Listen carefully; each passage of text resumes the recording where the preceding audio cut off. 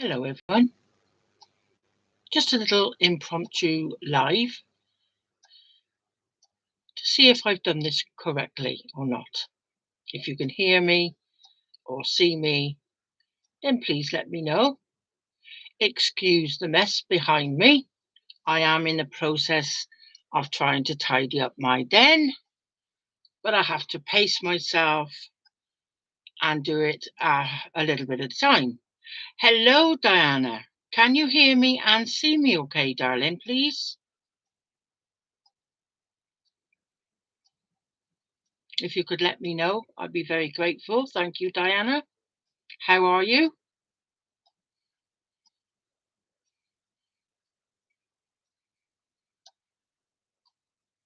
Perfecto. Excellent. Thank you. I wasn't sure whether I had to have my headphones on. And as I've just had my hair done, I really didn't want to do that. So that's brilliant. Okay. So I'm hoping a couple more people might come on, but it is very impromptu. So we'll wait and see. So, how are you, darling? Let me know. Remind me where you're from.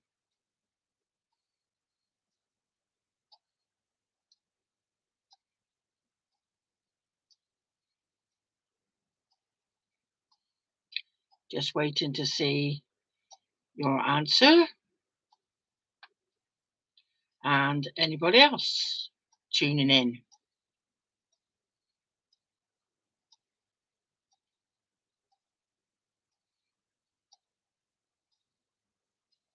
Oh, thank you. Yeah, and you're in Shrewsbury. Lovely. Thank you. Yo, yo, hello.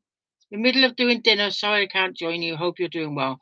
It's only a short one, yo, yo, to make sure I've done this okay or not. So you can always look back. I might tell a story being as I'm online, but I'm hoping you're well and enjoy your dinner. I had my hair done and then I got my nephew to pop me around the fish shop because I was starving. And I had sausage and chips. And Grumpy had sausage and chips as well and meat pate. So we enjoyed that. But enjoy your dinner and take care, darling. I'll speak to you soon. So it's very impromptu. I only thought I'll just quickly try it. Um, and see how I do and if I've done it okay. And of course, to show off my new haircut, of course. Thank you, Terence from Avant Garde in Gloucester, Terence Harper. He always does my hair, bless him, and he's very good at it.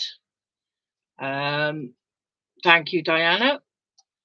Yeah, so I'm just hoping a few more might come on. If not, then I can always post it later and you can watch it back.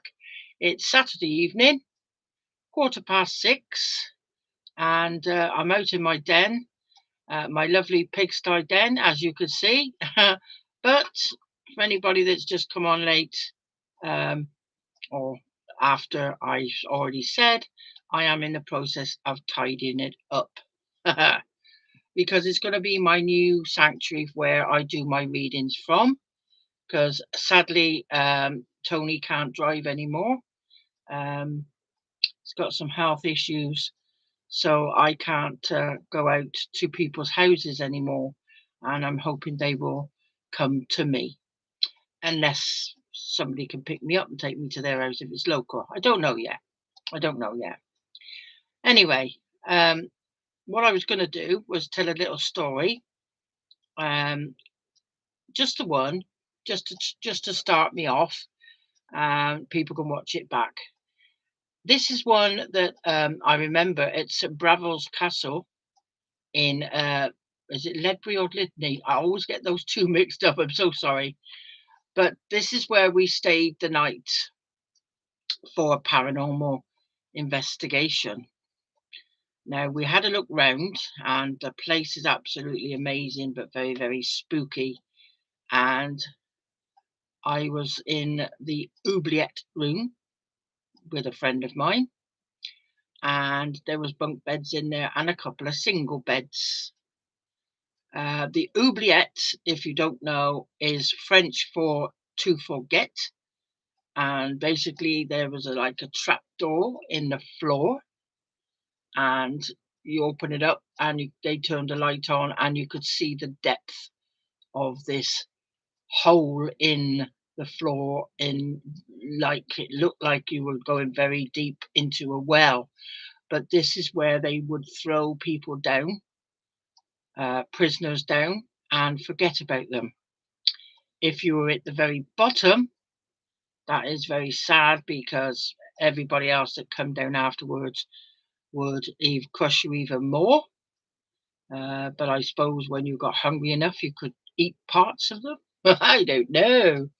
The very top one that would be there, well, I don't know. Whether they dig their way down, I don't know. Anyway, I stayed in this room this one night in a single bed. Now, if you could imagine a single bed made of wood and the mattress, and it was set by a window in like an alcove, like this, like an archway, right? And it was set in this archway. It rather looked like you were sleeping in a coffin. It was in an area that didn't appeal to me, but we had to have our sleep, didn't we? So I got into bed that one night and I experienced what I hadn't known or been told. My sheet on the bed being pulled from my feet up. That freaked me out a little bit, but I thought perhaps it was just me and I was half asleep. So I just tucked myself back in, turned myself over, tried to go back to sleep. But again, it happened to me. So I was literally hoping my friend would wake up, but she didn't. And I didn't want to disturb her. So I eventually got up early in the morning, very early in the morning, as soon as it got light, got out of bed and went to downstairs to see who else was awake. And we all had our breakfast. That night, I couldn't sleep again, and the toilets were downstairs at another level, and I was dying to go. And I thought, oh, flipping heck, I'm going to have to go. I'm going to have to go. So I went, came back, and I really didn't feel comfortable at all about getting back into bed. So I left and I went down into what I think was called the King's Hall or the King's Chamber. And there were people in there that couldn't sleep either. And we played Truth or Dare till it got light. And guess who lost? Me, of course. So the oubliette room is not a place that I would like to stay in ever again if I went there. But it was an experience. It really was an experience. So if ever you get the chance to go to St Bravos Castle in Lydney or Ledbury, I'm really sorry, I can't remember which is which. But there are other places you could sleep. But from what I gather, they're all just as bad. But when I told people about my experience, they said they already knew that the very bed that I was sleeping in had experienced people's sheets being literally pulled away from them, and they didn't tell me. So I suppose in a way, if they had done, I wouldn't have slept there, would I? And then I wouldn't have experienced it, would I? But there you go. I am going to do more stories in future if I've done this okay for everybody to listen to and hopefully enjoy. So thank you for Yo-Yo for coming on, and thank you very much for Diana for coming back on, sorry, and staying. So bless you, and hopefully I will be seeing you all in the next one.